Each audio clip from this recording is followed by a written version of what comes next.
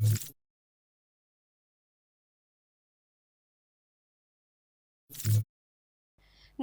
હું છું પ્રિયા અને તમે જોઈ રહ્યા છો જનતા કી જાણકારી ન્યૂઝ। નજર કરીએ આજના સમાચાર। કુડા પીએચસી સેન્ટરના સ્ટાફ પર ગંભીર બેદરકારીના આક્ષેપ। ગર્ભવતી મહિલાની ઇમરજન્સી સ્થિતિમાં સારવાર ન આપ્યાનો પરિવારજનોનો આક્ષેપ। ધ્રાંગધ્રા તાલુકાના છેવાડા વિસ્તારમાં આવેલ રણકાંઠાના કુડા ગામના પ્રાથમિક આરોગ્ય કેન્દ્ર પીએચસી ખાતે ફરજ બજાવતા ડોક્ટર સહિતના સ્ટાફ પર ગંભીર બેદરકારીના આક્ષેપો સામે આવ્યા છે। ગામજનોના જણાવ્યા મુજબ પીએચસી સેન્ટરમાં પૂરતો સમય સ્ટાફ હાજર રહેતો નથી તેમજ દર્દીઓ સાથે અયોગ્ય અને ઉદ્ધતાઈભર્યું વર્તન કરવામાં આવે છે। તાજેતરમાં કુડા ગામની એક ગર્ભવતી મહિલાને 3જા મહિને કસુવાવડ જેવી ગંભીર ઇમરજન્સી પરિસ્થિતિ સર્જાઈ હતી। આ નાજુક સ્થિતિમાં પીએચસી સેન્ટર પહોંચ્યા બાદ પણ સ્ટાફ દ્વારા દર્દીની તપાસ કરવાનો ઇનકાર કરવામાં આવ્યો હતો।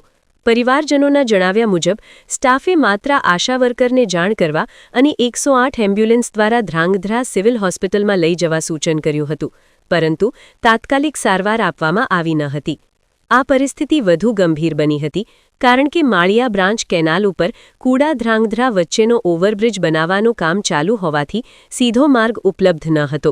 પરિણામે પરિવારજનોએ ખાનગી વાહનમાં મહિલાને ઓવરબ્રિજના એક છેડે ઉતારી ત્યાંથી બીજી બાજુ રાહ જોતી 108 એમ્બ્યુલન્સ દ્વારા ધ્રાંગધ્રા સિવિલ હોસ્પિટલમાં ખસેડી હતી। હાલ મહિલા સારવાર હેઠળ છે।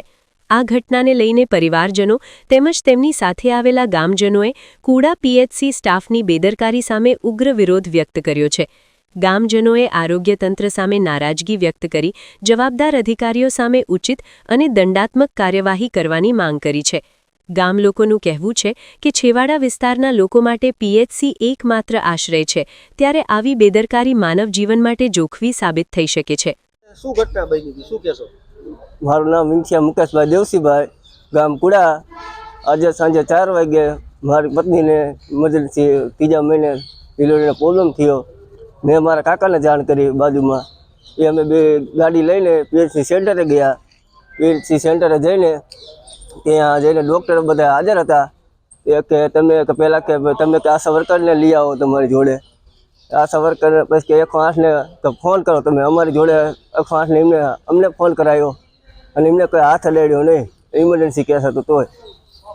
પછી શું બની ઘટના? પછી અમે અમારી પોતાની ગાડીમાં લઈને નીકળી ગયા અહીંયાથી ને અમે 108ને ફોન કર્યો અને કંટાળ ઓલા કેનાલ લગીને અમે ગાડી લઈને ઘરની ગાડી લઈને ગયા। અહીંયાથી પછી સરકારી ગાડી આવી ત્યાં અહીંયાથી સરકારી સ્કૂલે અહીંયા લઈ ગયા, સરકારી દવાખાને। સારવાર ચાલુ છે તમારી? હા, અત્યારે સારવાર ચાલુ છે। હવે તમારી માંગ શું છે? અમારી માંગ એવી છે કે આવા કેસ બને છે કુડા ગામમાં તો અહીંયા કડકમાં કડક કાર્યવાહી થાય એવું। 4 વાગે નીકળી જાય છે। મારું નામ ભરતભાઈ ઉકાભાઈ કુડેજા। મારા એક પેશન્ટ બાજુમાં એક ડિલિવરી હતી 3-4 મહિના, એને દવાખાનાની 3-4 મહિને ડિલિવરી આવી એટલે એના ઘરના મને હાકરવા એટલે હું ગયો, એટલે હું સીધો અમારા કુડા પીએચસી સેન્ટરમાં લઈ ગયો।